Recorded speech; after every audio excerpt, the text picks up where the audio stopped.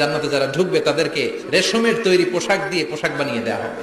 সবুজ মিহি সিল্কের রেশমি কাপড় দিয়ে ড্রেস আপ করা হবে, যেটার মধ্যে স্বর্ণ দিয়ে এমব্রয়ডারি করা ডিজাইন থাকবে। জান্নাতে নারীদের জন্য গহনার কোনো অভাব নাই। জান্নাতের ভেতরে বিশাল এক শপিং মল থাকবে।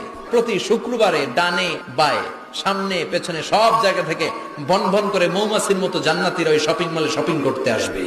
ইচ্ছে মতো দেদারসে পোশাক কিনবে, ইচ্ছে মতো শপিং করবে, টাকা দেয়া লাগবে না, ক্রেডিট কার্ড লাগবে না।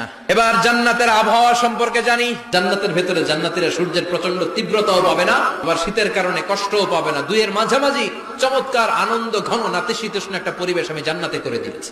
পুরুষদের জন্য আল্লাহ তাআলা জান্নাতের হুরদের ব্যবস্থা করেছে।